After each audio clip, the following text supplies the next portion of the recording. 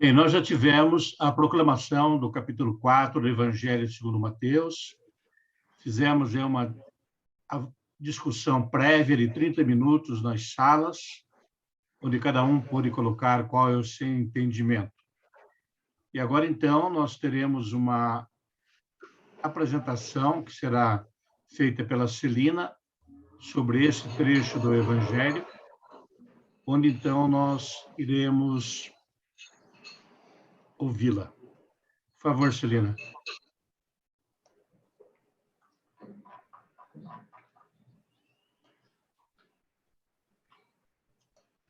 E eu vou falar para vocês em nome do Pai, do Filho e do Espírito Santo. Amém. Provação no deserto. Só um momentinho. Jesus. Só um momentinho.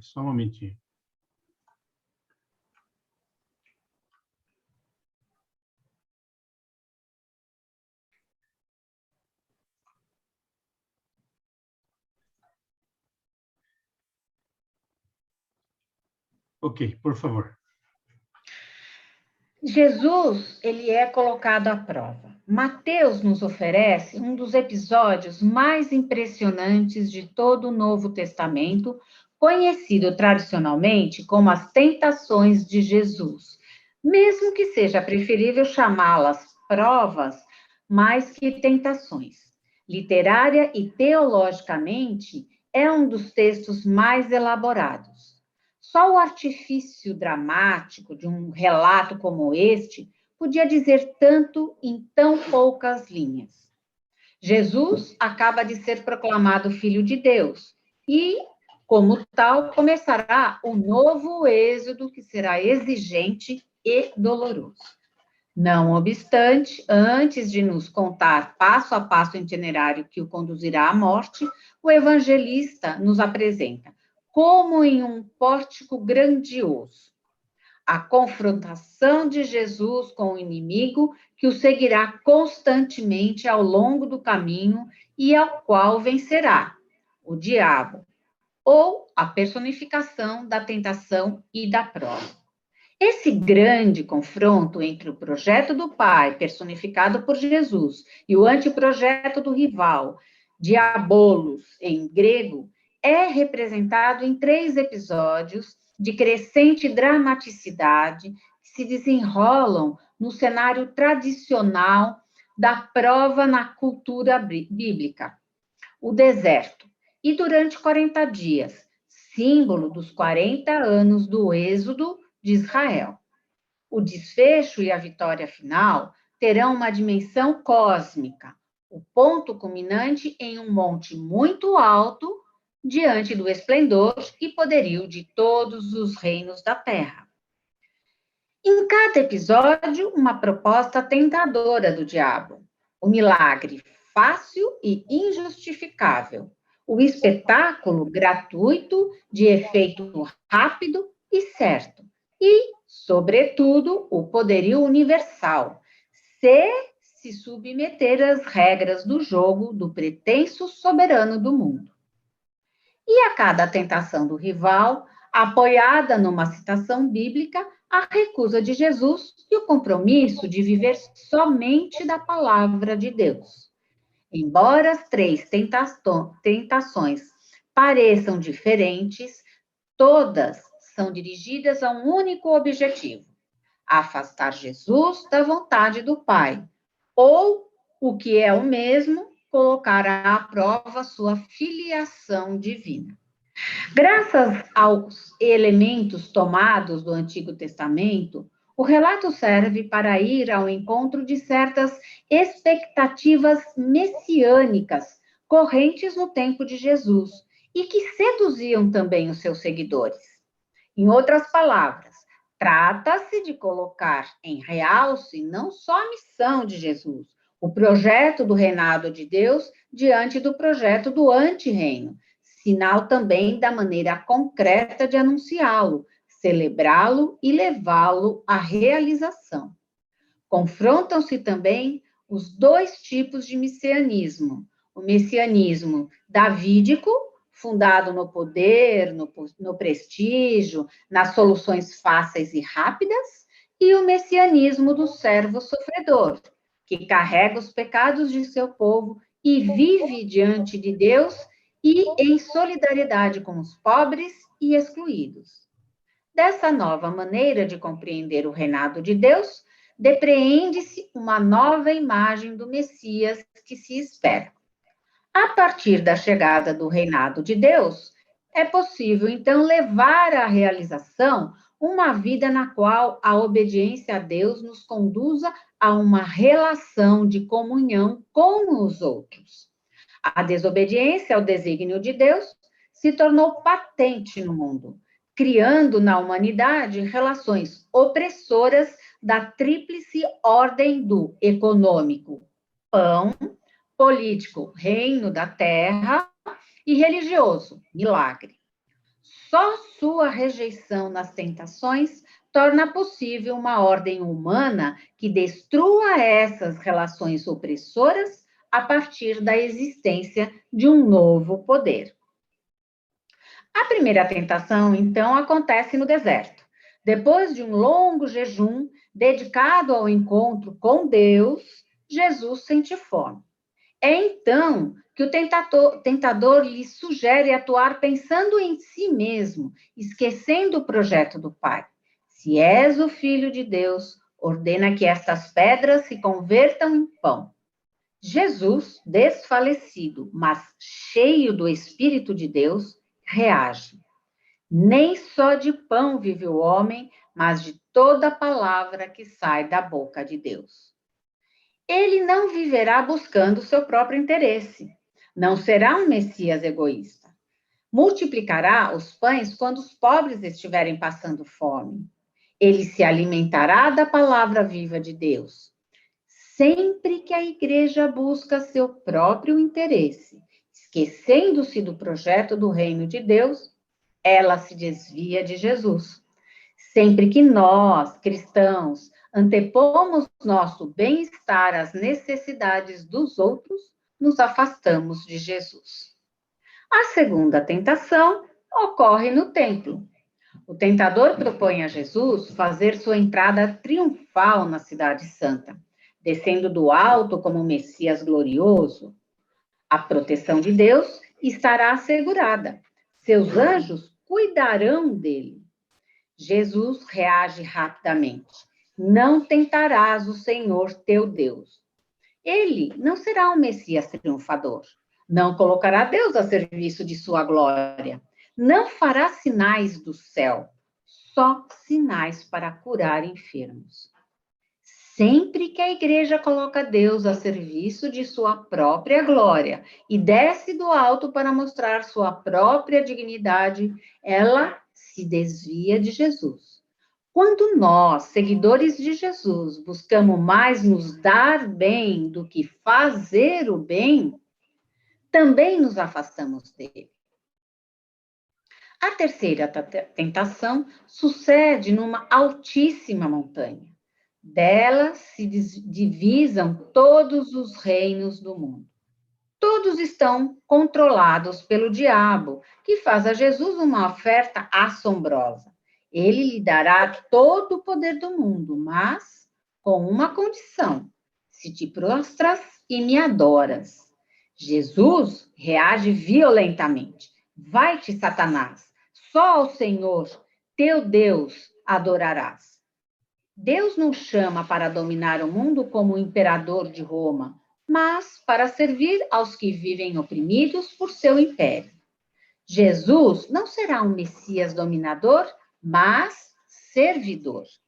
O reino de Deus não se impõe com poder, mas se oferece com amor. A igreja tem que afugentar hoje todas as tentações de poder, de glória ou dominação, gritando com Jesus: vai-te, Satanás. O poder mundano é uma oferta diabólica. Quando nós cristãos o buscamos, nos afastamos de Jesus. Toda pessoa que não quer viver alienada deve manter-se lúcida e vigilante diante dos possíveis erros que pode cometer na vida. Uma das contribuições mais válidas de Jesus é poder oferecer a quem o conhece e segue a possibilidade de ser cada dia mais humano. Em Jesus, podemos ouvir o grito de alerta diante dos graves erros em que podemos cair ao longo da vida. Início da pregação de Jesus. Na região da Galiléia, em Cafarnaum, junto ao lago, será a sua cidade. A Galiléia, em um certo tempo pagã, ou ao menos paganizada, lugar de encontro de povos e culturas, será o cenário e a plataforma da revelação, como no grande oráculo de Isaías 8:23, 9:1. Assim começa a cumprir-se o encargo da missão universal de pregar o evangelho ao mundo inteiro. O evangelista Mateus cuida muito bem do cenário em que Jesus vai fazer sua aparição pública. Apaga-se a voz do Batista e começa-se a escutar a nova voz de Jesus. Desaparece a imagem seca e sombria do deserto e ocupa o centro, o verdor e a beleza da Galileia.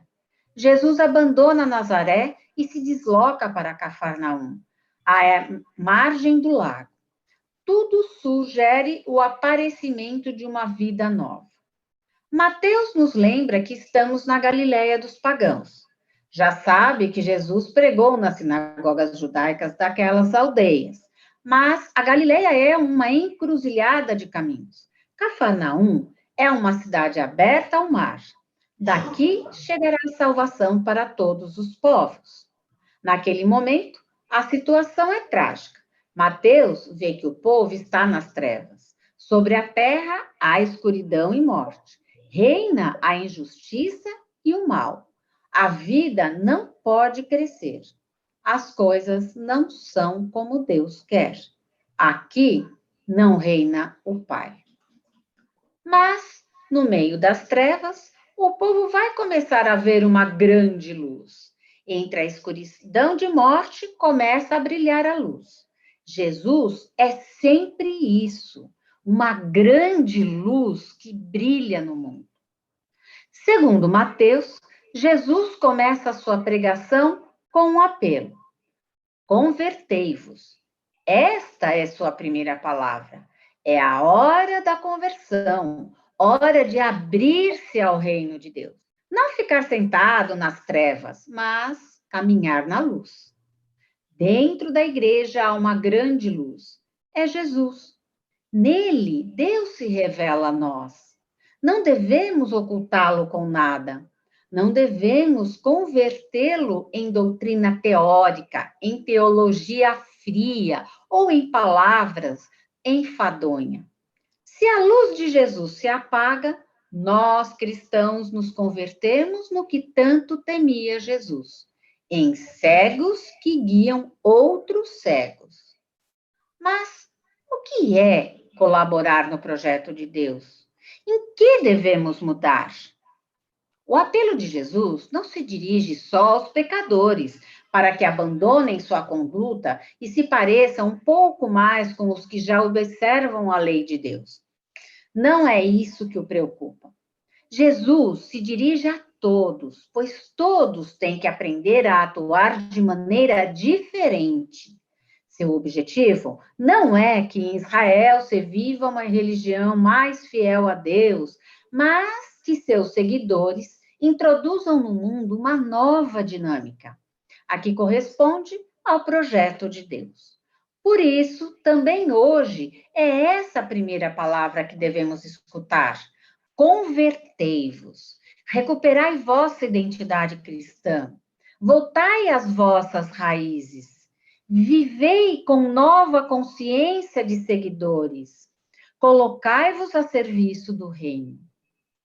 Seguir a Jesus é crer no que ele acreditou, dar importância ao que ele deu importância, interessar-se pelo que ele se interessou, defender a causa que ele defendeu, olhar as pessoas como ele olhou, aproximar-nos dos necessitados como ele o fez, amar as pessoas como ele as amou, confiar no Pai como ele confiou, enfrentar a vida com a esperança com que ele a enfrentou.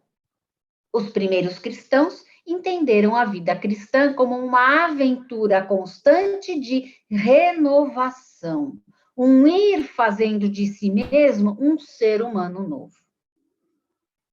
Os primeiros discípulos. Cafarnaum, ponto de partida da ação de Jesus. Ficava às margens do lago de Genezaré, também chamado Mar da Galileia. O Mar da Galileia, o Lago de Genezaré, o Mar de Tiberíades e o Lago Salgado são o mesmo lugar. É aí, entre os pescadores, que Jesus encontra seus primeiros colaboradores, Simão, chamado Pedro, e André, Tiago e João, 2 pares de irmãos, sinal de que o reino é lugar de fraternidade. Pseudo Crisóstomo fala que Cristo chama os apóstolos antes de dizer ou fazer alguma coisa para que nada se lhes oculte, nem palavras, nem das obras de Cristo, para que depois possam dizer de modo fidedigno: não podemos deixar de dizer o que vimos e ouvimos. Os 4 deixam o trabalho que faziam. Agora encontro algo mais importante. Isso não significa que deixaram a família ao léu, mas que encontraram um novo sentido para a sua vida. Jesus escolhe trabalhadores, porque ele não precisa de teoria, mas de ação. O reino da justiça exige muito trabalho e dedicação. Em outras palavras, Jesus não pede que façamos uma coisa completamente diferente daquela que fazemos. Pede que façamos aquilo que já fazemos agora em favor de todos os outros. Santo Agostinho diz: não escolheu reis, senadores, filósofos ou oradores, mas plebeus, pobres e ignorantes pescadores. O Pseudo Crisóstomo diz: os artesãos profetizavam com o seu trabalho a graça da dignidade futura, porque assim como quem lança a rede sobre a água e não sabe que tipo de peixe pegará, assim o doutor, quando lança as redes de sua palavra sobre o povo, não sabe os que hão de aproximar-se de Deus. Contudo, quem quer que Deus desperte, aderirá à sua doutrina. São João Crisóstomo. Eles creram em uma promessa tão grande e compreenderam pelos sermões que ouviram que poderiam pescar outros homens. Pseudo Crisóstomo, 3 coisas deve deixar o que vem a Cristo: os atos carnais, figurados pelas redes, a matéria mundana, figurada pelo barco, e a família, figurada pelo pai. Deixaram, pois, o barco para serem constituídos como pilotos do navio da igreja. Deixaram as redes para não trazerem mais peixes à cidade terrena, mas para que conduzissem os homens à cidade celeste. Deixaram um pai para serem constituídos como pais espirituais de todos. Jesus chama os primeiros discípulos, e nisso se diferencia dos rabinos de sua época, que eram escolhidos por seus discípulos. Jesus escolhe os seus. O chamado é categórico. A resposta é rápida e incondicional. Eles responderam ao seu chamado e começam a segui-lo. Com esses traços, inaugura-se um novo tipo de segmento, o cristão. É uma vocação irresistível e vinculadora, um discipulado permanente, um compartilhar em tudo a vida e a missão do Mestre. Vinde após mim, e vos farei pescadores de homem.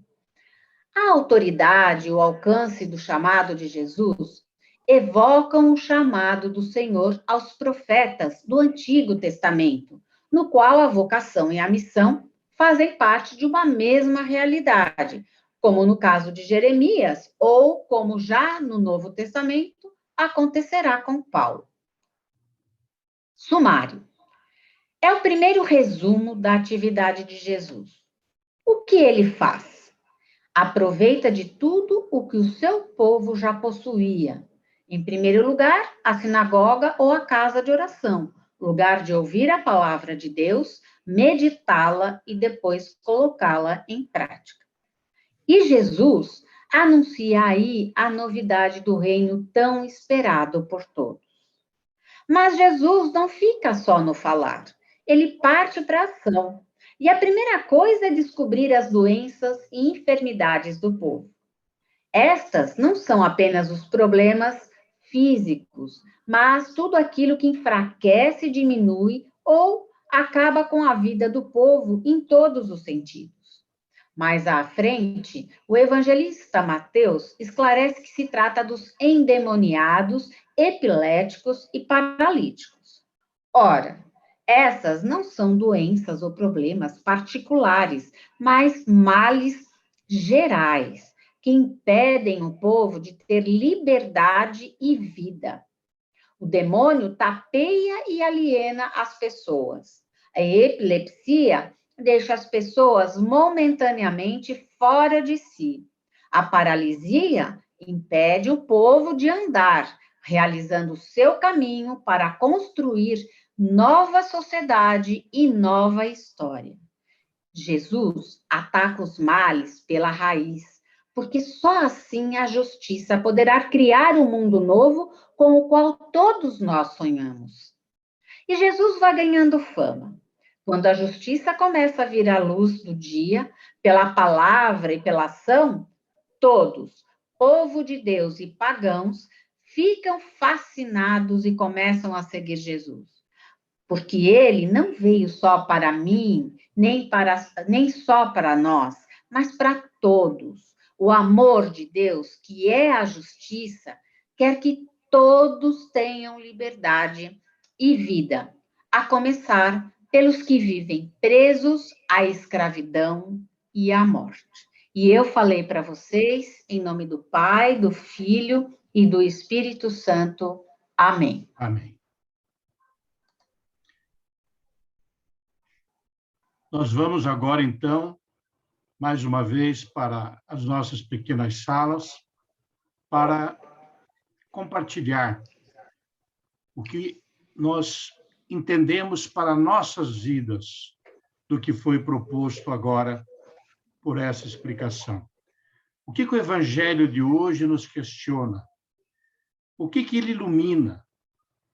Que tipo de decisão ele nos faz tomar?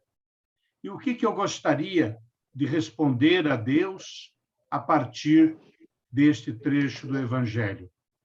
Então, nós teremos mais 30 minutos e depois retornaremos para a nossa